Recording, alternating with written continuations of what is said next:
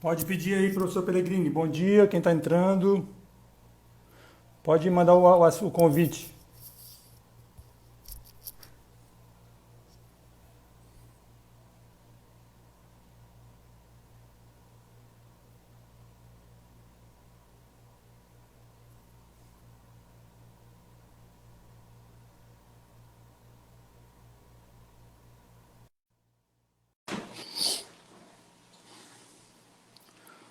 Bom dia, pessoal. Oi, Estamos Hildo. aguardando. Tá me Ô, ouvindo bem? professor, bom dia. Como é que está, senhor? Bom dia, uma honra e sempre um prazer rever os amigos aí. Deixa eu Opa, mandar aqui o maravilha. parabéns para você aqui, ó. Só mandar aqui, ó. Tá me ouvindo bem, Hildo? Sim, graças a Deus, sim. Tomara que a internet hoje esteja tranquila.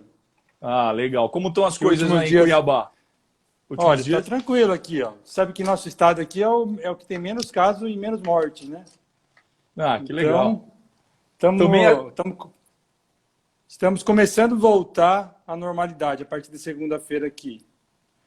O comércio vai começar a abrir, etc e tal. Então, a tendência é que esperamos, né, que daqui para frente a coisa comece a alinhar aí. também E aí, esse São estado Paulo, como é quente. que tá? As coisas estão bem, Hildo. Também essa tua cidade quente, aí o vírus não consegue chegar, ele é derretido no asfalto. Sim, é verdade, professor. É Isso aí é uma, verdade. uma realidade, porque o Isso é vírus, uma realidade. o coronavírus não gosta muito de calor, não é isso? É, brincadeiras à parte, isso é verdade. Não, em São Paulo Então, as coisas tendem a tomar seu curso natural, né? Normal. Eu acho que isso uhum, foi politizado também um pouco, acho que tem que ter um equilíbrio aí entre saúde e economia, né? O novo ministro uhum. tá reavendo esse planejamento, o ministro da Saúde está reavendo esse planejamento estratégico aí do isolamento. Mas eu acredito que a Isso. partir agora em maio, né? Uhum. Quando terminar a quarentena, acho que as atividades vão retornar ao normal. Né? Mas Legal. vamos lá. Bom, só para começar aqui, agradecer quem está entrando aí, nossos seguidores, nossos amigos, nossos alunos. É, hoje a nossa live aqui vai ser com o professor Carlos Eduardo Pellegrini, que é um servidor público, é um delegado da Polícia Federal, aí de São Paulo, não é isso, professor? Isso. É doutorando em Direito Internacional pela Universidade de Granada e Barcelona, especialista em Ciências Criminais pela Universidade Sul de Santa Catarina, delegado federal, professor nos cursos de especialização em Direito Tributário e Processual Tributário e nos cursos de extensão do EPD. Então, um professor com muita experiência e já é professor da nossa pós de penal aqui em Cuiabá, da pós de tributário. Então, seja bem-vindo, Decano da professor. TAMI já, né, Hildo? Decano, muito Da obrigado aí TAMI pela já. disposição de conversar conosco aí esses minutos aí com nossos alunos e nossos colaboradores e nossos seguidores. Vamos lá então, professor. O tema de hoje é a Ah, aplicação do vamos pacote lá. anticrime no período do Covid-19. É isso, né, professor? Isso. Isso. Não, primeiro é uma honra estar falando aqui com o Hildo, do Grupo Atami, a qual eu estou há mais de uma década lá ministrando aulas na pós-graduação de penal, processo penal, direito tributário, né, crimes tributários, enfim. Para mim é uma honra aí poder participar dessa live. Então, o tema eu acho que é extremamente propício, Hildo, não só para Uhum. todo estudante de direito, mas para qualquer profissional cidadão brasileiro, pois, quando nós escolhemos esse tema, aplicação do pacote anticrime no período da pandemia do Covid-19. Acho que todos estão acompanhando, né, as redes sociais, principalmente as redes sociais do ministro da Justiça, o doutor Sérgio Moro, e ele Uhum. trouxe uma recomendação para a Polícia Federal que o combate aos desvios de verbas públicas no período do Covid-19, sobretudo as verbas originárias para do Estado para zelar pela prevenção, proteção à população, tem que ser rigorosíssimo. Rigorosíssimo. Aí o aluno, o nosso seguidor, ele pode estar perguntando, mas como assim, professor? O que tem a ver o pacote anticrime com a pandemia? Tem tudo a ver. Foram 19, foram 19 propostas, 19 medidas colocadas pelo Uhum. ministro da Justiça, o doutor Sérgio Moro, para a alteração não só do Código Penal, do processo penal e da lei de improbidade administrativa. ele fez esse anteprojeto, ele elaborou esse anteprojeto, colocou esse anteprojeto à disposição do Congresso Nacional, onde nós tivemos a oportunidade de ir lá no Congresso Nacional analisar o pacote anticrime e debater com outros professores no grupo de trabalho que analisou esse pacote anticrime. E ocorre que, nessas discussões, esse projeto ele foi um pouco alterado. Algumas medidas foram alteradas, vai ser objeto até de cursos nossos aí que nós vamos ministrar no Grupo Atami. Né? Nós vamos ministrar 5 aulas, um curso aí com 5 aulas, 2 horas por dia online, onde nós vamos destrinchar todas as 19 medidas que foram propostas para o ministro Sérgio Moro, mas ocorre que tem uma medida lá, e aproveitando a nossa live, que é objeto da nossa live, tem uma medida de super importância, que eu não vejo muitos professores e não vejo outras escolas de direitos, de excelência, abordar esse tema. Né? Tem uma medida que nós podemos destacar dessas 19 medidas que foram propostas pelo ministro Sérgio Moro, sem adentrar no mérito das mudanças e alterações que foram feitas pelo Congresso Nacional, sobretudo pela Câmara dos Deputados, posteriormente à aprovação pelo grupo de trabalho, e algumas delas até foram suspensas porque foram colocadas de modo inadequado pelo Supremo Tribunal Federal, também vai ser um objeto de um outro nosso estudo.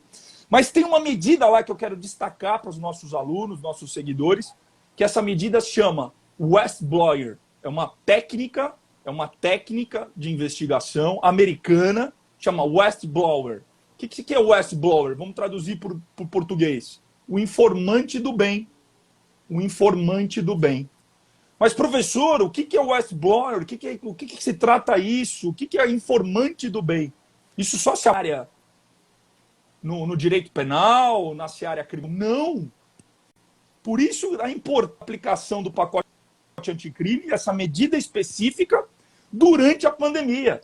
O que é um whistleblower? O governo, Hildo, não vi nenhuma mídia falar sobre isso, nenhuma mídia. Mas aqui nós temos, você me conhece há mais de 10 anos, meu amigo, você sabe como eu me pauto nos meus estudos do direito. Eu estudo para buscar a verdade partindo do pressuposto, como me ensinou, lendo os livros de Sócrates, Platão e Aristóteles, pela virtude. Eu tento buscar a verdade no direito, como me ensinou outro professor do século XVIII, Eric Vogel, pela integridade intelectual. Ser íntegro nessa busca da verdade.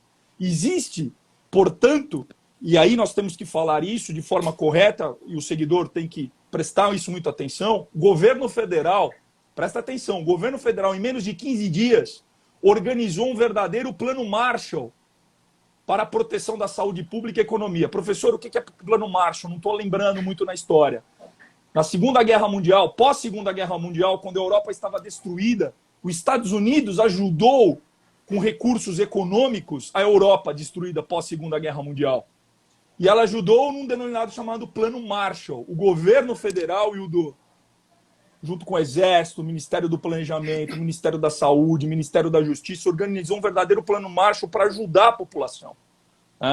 Muitas dessas medidas precisam de aprovação do Congresso Nacional. Ocorre que nós usamos recursos dos nossos contribuintes,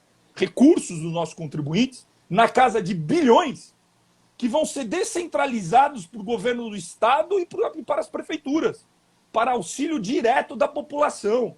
Esse dinheiro tem que chegar na ponta final. Por isso o rigor do ministro da Justiça, o Sérgio Moro, dizendo, olha, a Polícia Federal tem que ser implacável em suas investigações quando se tratar de recursos originários do Covid-19. Porque esse plano Marshall, organizado de forma brilhante, tem umas pessoas no governo federal, ministro do Planejamento, Ministério da Economia, Ministério da Justiça, pessoas brilhantes, eles fizeram isso em 15 dias. Eu não vi a imprensa noticiar isso, essa ajuda que o governo fez. Eles trabalharam assim diuturnamente, eu sou testemunha disso. Eles trabalharam diuturnamente. Muitos desses ministros ficaram 2 meses sem ver a própria família.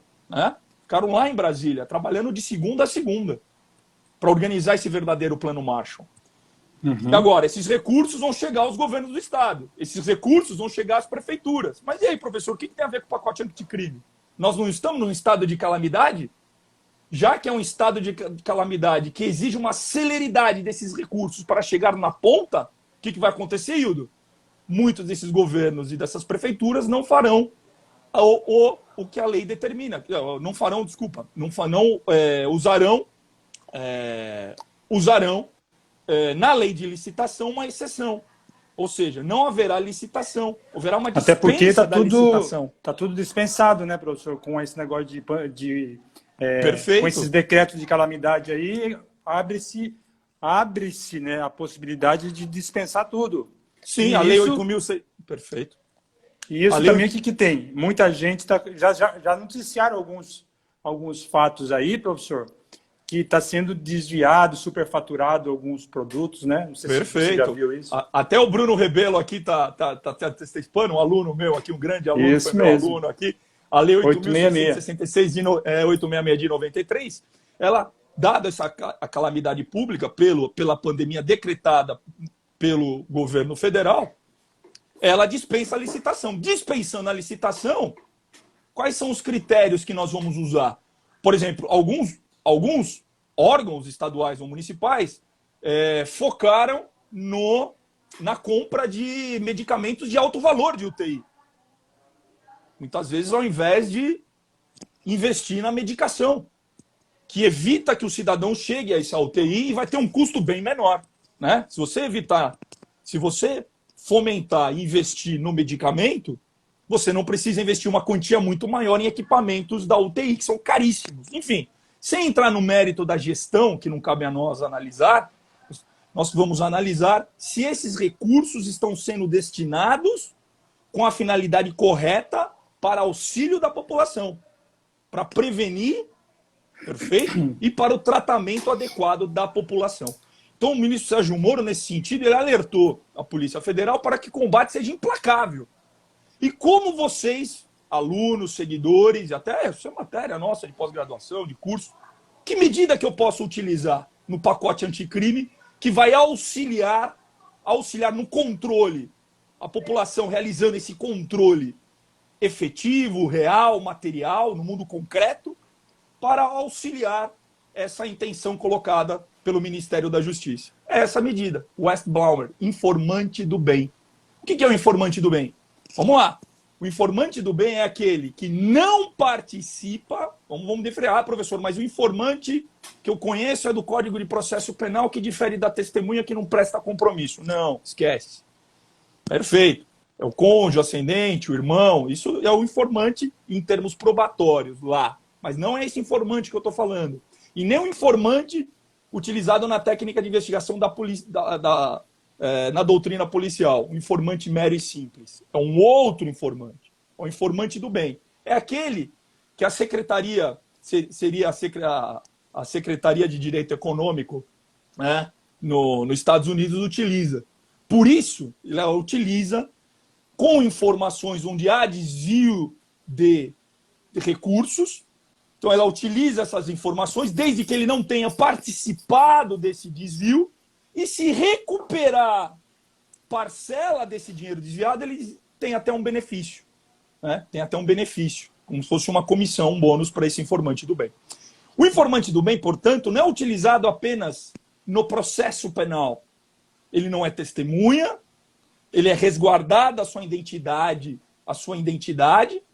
e ele pode ser utilizado não só no processo penal, ele é utilizado pela União, pelos estados, pelos municípios, pelas fundações, pelas empresas públicas e pela sociedade de economia mista.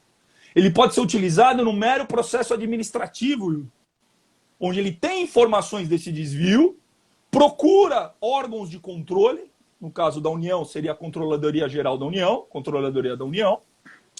ou corregedorias, onde ele poderá passar a informação e, em contrapartida, ele ter a proteção da sua identidade.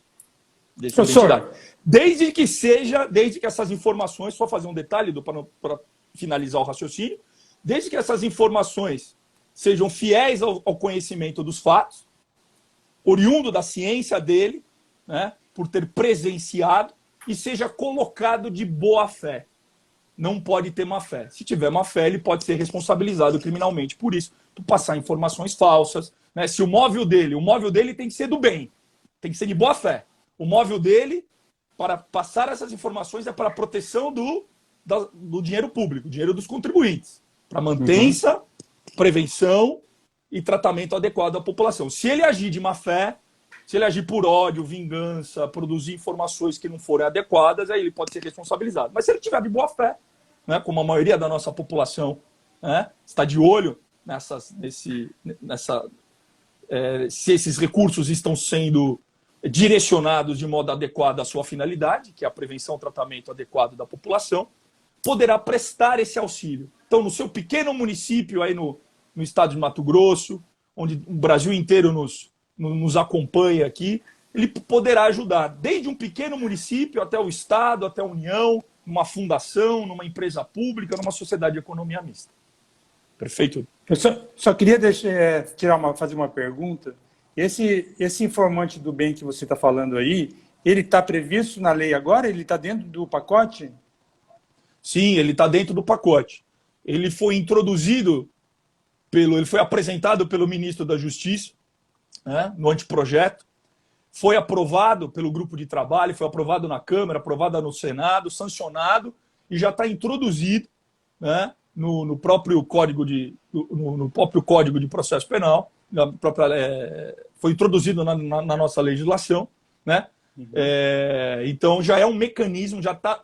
Por que ele foi introduzido de forma em uma norma jurídica? Para trazer segurança para aquele que presta informação de um lado e, de outro lado, resguardar os entes públicos, resguardar o dinheiro do contribuinte por meio dos entes públicos, União, estados, municípios, suas fundações, autarquias e sociedade de economia mista. Então ele já pode ser utilizado pela população. E não só no processo penal, deixo isso bem claro, em qualquer procedimento administrativo. Basta buscar as corregedorias, né, os órgãos de controle no município, no estado e na União. Perfeito?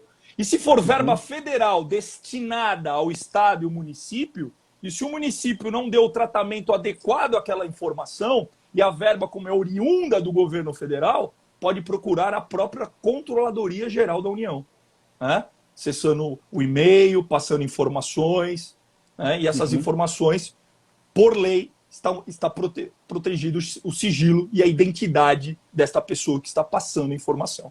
E esse instituto é tão interessante, é uma técnica americana utilizada no processo administrativo, como que eu falei, que ele, ao final, se essa verba for recuperada, o informante do bem ele pode ter um provento, pode ter um benefício, né?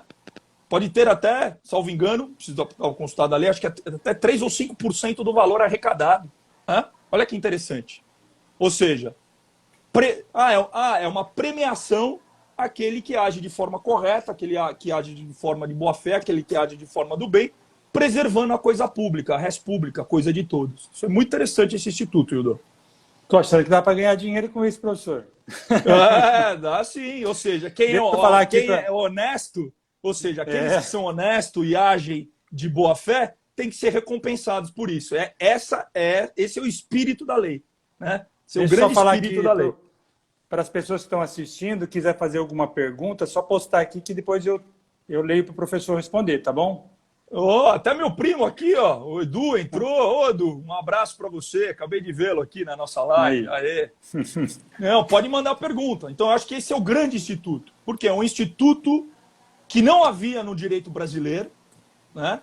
Não havia no direito brasileiro. Ele consegue unir desde o direito administrativo até o direito penal, auxiliando os mecanismos de controle administrativos e também visando a responsabilidade criminal. Porque imagina você, Yuri, pessoas morrendo por não terem medicamentos adequados, não terem estrutura adequada de tratamento. O governo realiza um verdadeiro plano Marshall em menos de 15 dias, alocando recursos dos contribuintes, porque esse dinheiro é do contribuinte, não é do Estado, né? Nós somos os titulares desses valores, e as pessoas aproveitando disso para realizarem desvio. Né? Então, o ministro da Justiça deu essa ordem para a Polícia Federal, e aí a população tem esse grande instrumento aprovado no pacote anticrime para realizar esse controle. Não é um controle formal, é um controle material, é um controle real, né? E muitos não sabiam, né, como poder. E muitos querem e às vezes não têm esse conhecimento, como pode ajudar Polícia Federal, Ministério Público Federal e os órgãos, né, a Controladoria Geral da União, entre os órgãos que vão monitorar essas verbas públicas. Professor, tinha que fazer assim, ó. Se a Polícia Federal pegasse algum cidadão desviando dinheiro nessa pandemia, como pena tinha que introduzir o vírus nele também, professor. Não, mas nós respeitamos a dignidade. O Estado brasileiro, na sua Constituição de 88, respeita a dignidade do ser humano. Mas, brincando, na verdade, mas é brincadeira, o criminoso, Hildo, não respeita a dignidade dos seus semelhantes. Esse é o grande problema. Não respeitam e se aproveitam desses estados excepcionais, oriundo de uma pandemia, para se enriquecer, né? Para se enriquecer às custas do dinheiro do contribuinte. Então, acho que o whistleblower, foi utilizado pela SEC, SEC é como se fosse o nosso CAD, né? Aqui no Brasil, um conselho ligado à Secretaria de Direito Econômico. Então, ele introduziu esse mecanismo de investigação, trazendo uma segurança jurídica para o cidadão, né, que age desta forma e contribui com as autoridades constituídas, e, por outro lado, fomentando o Estado, fomentando que o cidadão auxilie ele nesta investigação. Houve um tempo, Hildo, que no Brasil muitos entendiam que a legislação era apenas algo simbólico. Não, a legislação está aí. Nós, indivíduos, cedemos uma parcela da nossa liberdade para a formação do Estado, para que o Estado, por meio dos seus representantes, nos protejam. Essa é a finalidade de existir do Estado. Nos protejam no nosso convívio de uma sociedade civil. Essa sociedade civil, ela pressupõe um exercício da liberdade. Ou seja, quando nós contribuímos com os nossos tributos, nós damos uma parcela do nosso trabalho, das nossas riquezas para o Estado, para que o Estado não se apodere dela. Pelo contrário,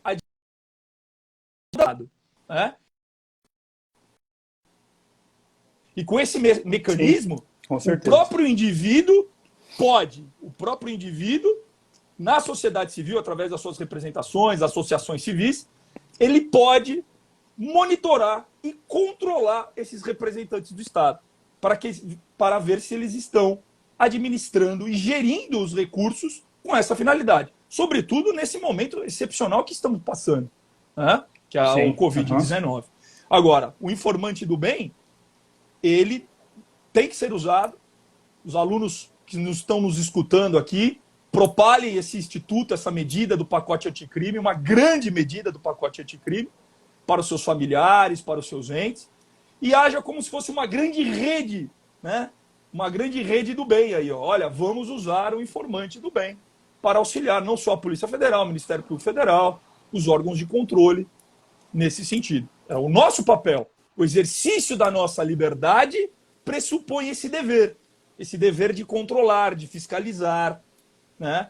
Onde estão indo nossos recursos, né? O dinheiro do contribuinte. Acho que esse é o grande papel numa sociedade civil, onde o indivíduo exerce sua liberdade, tendo em vista esse pressuposto, esse grande pressuposto do dever, né? Do dever de contribuir como cidadão para esse Estado de Direito, né? Acho muito interessante isso, Hildo. Você, alguma pergunta em relação a isso? Vamos lá, tem uma pergunta aqui, Hildo. Mestre, como fica a eficácia? Se você conseguir pegar, às vezes eu não consegui pegar. Se quiser repetir a pergunta, eu respondo. Como fica a eficácia dessas informações dadas, uma vez de crime pelo STF? O Bruno. Cortou, Hildo. Eu não consegui ouvir a pergunta inteira. Ela cortou. O Bruno faz a seguinte consideração aqui. Mestre, como fica a eficácia dessas informações dadas, deve ser pelo informante do bem, né? Uma vez que existe a suspensão de alguns tópicos do pacote anticrime pelo STF. Tá. Então vamos lá, Bruno. Vamos lá, isso aí vai ser, se você quiser acompanhar depois, nós vamos fazer um curso completo onde nós vamos detalhar as 19 medidas, aproveitando que eu vou lançar agora em maio, já sai o meu livro do pacote anticrime, em coautoria com o professor coordenador, o Gabriel Habib, entre outros grandes professores, né? Nós vamos lançar esse livro e depois nós vamos lançar agora também esse curso que nós vamos explicar as 19 medidas. Mas em relação à sua pergunta específica, vamos lá, o Supremo Tribunal Federal, ele suspendeu o juiz de garantias. E juiz de garantia, Dom, nós vamos ter o prazer aqui também de fazer uma live, nós organizamos com o Grupo Atami, com a juíza, né, com a nossa juíza Dani Cury, lá de Curitiba. Ela vai fazer uma live comigo onde nós vamos debater sobre o juiz de garantias. Então, o Supremo Tribunal Federal, Bruno, ele suspendeu apenas o juiz de garantias. Por quê? Rapidamente. Porque o juiz de garantias não foi objeto do pacote anticrime. Né? O governo federal ele tem, dentro do processo legislativo, de acordo com a nossa Constituição, no processo legislativo, na formação das leis, sobretudo a lei ordinária, ele tem a proposta, ele tem a iniciativa de propor. E o Congresso tem que votar aquilo, se aprova ou se não aprova. Ocorre que, após a aprovação das medidas que foram debatidas no grupo de trabalho, onde eu tive a oportunidade de debater a parte geral do pacote anticrime, até a convite da grande deputada lá, Carla Zambelli, nós debatemos, teve um período de debate, foi aprovado no grupo, foi votado, depois passou pela comissão de Constituição e Justiça, foi aprovado pela Câmara, foi aprovado pelo... E antes de ser aprovado na votação final, ele foi introduzido, o juiz das garantias. Foi introduzido nesse pacote. Esse tema foi levado à discussão no Supremo, porque houve um vício, uma nulidade no processo legislativo, onde foi introduzido um tema totalmente diferente ao objeto do pacote, e o ministro Luiz Fux, ele suspendeu a eficácia das medidas relacionadas ao juiz de garantias. Agora, o Westblauer, como eu estava falando, o Westblauer, que é o informante do bem, desde o seu início, né, aliás, até nas medidas, pra você ter noção, Hildo e o Bruno, até nas medidas anticorrupção, né, lembra aquelas medidas anticorrupção apresentadas pelo Ministério Público Federal, que às vezes foi colhidas as assinaturas, depois não foram, essas medidas não foram aprovadas pelo Congresso Nacional. O Dallagnol, né? Estava presente Dallagnol. lá. Isso. Não estava presente lá esse instituto, Westblauer, mas não foi aprovado. Mas no pacote anticrime, esse instituto do informante do bem foi colocado desde o início no anteprojeto, debatido e aprovado. Ele não foi suspenso pelo Supremo Tribunal Federal. A decisão do ministro Luiz Fux de suspender a eficácia do juiz de garantia foi em razão disso, por vício e nulidade na propositura. Ele foi introduzido como um tema, né, como um tema apartado e não fazia parte da propositura dessa medida pelo governo federal por intermédio do Ministério da Justiça. Por isso que ele foi suspenso. O informante do bem, portanto, ele está em vigor. Ele foi introduzido na legislação, ele está na nossa legislação e pode ser utilizado. Qual a eficácia dele, professor? Você procurar um órgão, uma controladoria, perfeito? Ministério da Controladoria da União, se tratar de verba federal que foi desviada no seu município, às vezes você não pode contar com os órgãos de controle, porque esses órgãos de controle naquele pequeno município pode ter sido cooptado por aqueles que desviaram a verba, enfim. Aí você procura um órgão da União. A União vai receber essa informação, aplicando a lei, vai resguardar a fonte de informação, desde que ela seja, repito, fidedigna, fiel ao conhecimento dos fatos, e o móvel de quem propôs, ou seja, a intenção de quem propôs essa medida, seja uma intenção de boa-fé. Perfeito? Você vai ter seu sigilo resguardado, e por meio dessas informações, vai dar início a uma investigação, ou seja, vai dar início a uma fiscalização, realizando uma auditoria naquela verba que foi destinada. Perfeito? Vai abrir um processo administrativo. E esse processo administrativo pode resultar num inquérito e num processo penal.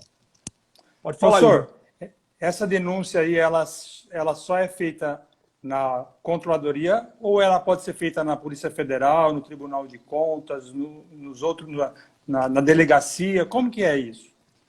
Sim, como eu disse, a lei, em tese, ela abre o espaço para ser feita em qualquer desses entes. União, Estado, qualquer município, órgão que administração direta ou indireta. Você pode realizar na administração direta ou indireta, União, estados e municípios, e suas respectivas autarquias, fundações, empresas públicas ou até mesmo na sociedade de economia mista. Sociedade de economia mista, por exemplo, o Banco do Brasil, ele tem, você pode realizar naquele órgão de controle. Perfeito? Agora, o importante é você realizar nesses órgãos de controle. Né? Buscar esses órgãos de controle, onde esse órgão de controle terá uma estrutura para resguardar a informação prestada e dar início a essa verificação, essa fiscalização. Perfeito? Perfeito, professor. Mais pergunta aí de alguns alunos? Vamos lá, pessoal. Obrigado, mestre. É o Bruno, show. Grande Bruno. Vamos lá. Thaís, alguma pergunta? Professor, você quer falar alguma Yuri. coisa sobre esse barulho que está tendo de ontem na imprensa aí? Tiraram o seu diretor-geral aí? Quer falar alguma coisa? O ministro vai sair hoje? Não, o ministro da Justiça, até onde eu sei, segue firme e forte na sua missão, e todos nós, nesse compromisso que fizemos com a instituição, trabalhamos numa instituição republicana, onde visa resguardar o dinheiro do contribuinte, a res pública, né? Então, seguimos firme e forte, Hildo. Seguimos firme e forte nessa missão. Certo. A torcida pode fazer barulho, mas a gente segue o jogo. A gente marcou 30 minutos a gente marcou uma live de 30 minutos. Nós já estamos chegando ao final. Então, se não tiver mais perguntas, a gente pode ir agradecendo aqui. Se tiver até mais algum assunto que você quer colocar, professor, sobre esse tema da live? O pessoal tá perguntando aqui, ó, acho que foi quem foi? Não foi o Guilherme? O Guilherme, a nova forma de arquivamento do inquérito também está suspenso? Não. Tá. Guilherme, a nova forma de inquérito... Tá, pode falar, professor, pode responder. Não, o aluno que quiser perguntar, perguntou sobre o curso. Ó, o Celso chegando, sim, isso o Guilherme também mandou. Não foi suspenso. Como eu havia dito, somente o juiz das garantias. A forma de arquivamento do inquérito não está suspensa. Tá? Mais alguma pergunta de aluno? Perfeito. Professor Celso acabou de entrar aí. Professor Celso, tudo bem? É nosso professor Celso aqui da pós também. Grande abraço, Celso. Esse não comeu fechada gostosa com a nossa, né? Esse não foi com a gente comer um peixe gostoso. Eu acho que já, professor. Ele sempre está conosco aí. Já? Aquele peixe gostoso, rodízio de peixe que tem na sua cidade, aí, em Cuiabá. Tô com saudade, viu, Dô? Em breve nós vamos desfrutar de novo dessas delícias aí. Bom, o que eu queria falar, Hildo, então, só para finalizar, né? Depois nós temos esse livro, então, que nós estamos lançando agora, o pacote anticrime, que vai ser lançado em maio, onde nós vamos explicar as 19 medidas que foram tomadas, até aproveitando essa nossa experiência, não só na própria atividade, né? Lidando com o mundo real, por isso que eu vejo, né? Eu sinto falta que nos últimos 15 anos nós tivemos algumas normas jurídicas que fugiram à realidade, né? Ficaram no mundo imaginário. Nós temos que olhar a realidade, analisar essa realidade e, através dessa realidade, né, construir normas para dar solução a essa realidade. Eu acho que esse é o grande papel do direito. Né? Não pode ficar no mundo imaginário, criar definições vendo apenas o mundo imaginário e perdendo essa referência, né? O referente, o concreto. Nós temos que analisar o concreto e, a partir do concreto, ter conceitos, né? E ver essas nuances desses conceitos para ver se isso resolve a realidade dos problemas da população. Essa é a finalidade do direito. O direito não pode ficar no mundo abstrato, apartado da realidade, disléxico, como eu falei na próprio grupo de trabalho lá no pacote anticrime, onde não tem qualquer efeito concreto, né? Esquecendo da sociedade civil, esquecendo da liberdade, do exercício com dever, enfim. Então, acho que o pacote anticrime ele trouxe isso. Óbvio, teve muitas modificações. Então, esse livro vai dar um norte. Nós vamos destrinchar essas 19 medidas. E para quem quiser acompanhar, né, no nosso curso, aí você vai dar mais detalhes do curso e da próxima live que nós vamos fazer, né, Hildo? Sim. Então, para quem perguntou também, a gente lançou um curso aí com o professor Carlos Eduardo Pellegrini, que é curso online, na verdade, né? É um curso online. Sim. Pacote anticrime. Então, nesse curso que está previsto para começar aí no dia 18 de maio, vai ser um curso que vai ser dado em 18, 19, 20, 21 e 25 de maio. Todos os dias, 2 horas de aula, das 19 às 21 horas. Então, é um tema interessante. Eu acho que nesse curso você vai falar sobre todas essas medidas, né, professor? Do pacote As 19 medidas. Isso. Vai dissecar tudo isso. Então, é uma oportunidade para quem está querendo se atualizar no direito penal e de uma forma bem tranquila, né? Sem ter que sair de casa. É um custo bastante acessível para todo mundo. Então, todo mundo protegido, né? Fica o convite aí para quem didático. tiver. Isso, vai ser disponibilizado material didático. Quem tiver interesse, só acessar aí o nosso site, grupoatami.com.br, que vai ser colocado, que vai ter acesso a essas informações. Então, professor... E o importante, Ildo, que o que tem de diferencial nisso é que nós vamos falar de todas as medidas, não só as aprovadas, mas aquelas que foram colocadas, modificadas, alteradas ou rejeitadas. Né? Para o aluno ter noção, para o aluno pensar, começar a raciocinar, buscar uma base filosófica, buscar um aspecto histórico e estudar as normas do direito, as normas jurídicas fundamentadas, na raiz da fundamentação, sem perder esse norte, não analisando as penas. Né? Então, acho que isso é muito, muito interessante nesse curso. Legal. A Carol, bom, então, professor, pessoal. Quero te agradecer aí de novo pela disponibilidade aí de debater esse tema conosco hoje. E muito obrigado e agradecer a todas as pessoas que passaram por aqui, que viram o bate-papo. Agradecer, nós estamos sempre fazendo lives aí. Vamos fazer mais uma com você depois. Semana que vem tem uma com o professor Rogério Cury também, sobre a não persecução penal, que é um tema novo também, né? Então, fica todo mundo convidado aí. Muito obrigado. Agradeço ao Wildo, ao Grupo Atami, ao qual tenho o maior orgulho de participar e fazer parte desse grupo seleto aí de professores. Agradecer meus alunos, meus seguidores, aí que mandaram perguntas, que participaram. E já convido a vocês para a próxima live. A live que nós vamos debater o juiz de garantias. E vou conversar com esse tema, Wildo, com a nossa amiga, a juíza lá de Curitiba, a Dani Cury, que, aliás, está dissertando isso na USP sobre esse tema. Eu tenho uma posição, ela tem outra posição, e nós, nesse confronto dialético, como diz Aristóteles, nós vamos chegar a um grande conhecimento. Nós não, vocês. Né? Que dia que é a live? Vocês vão participar.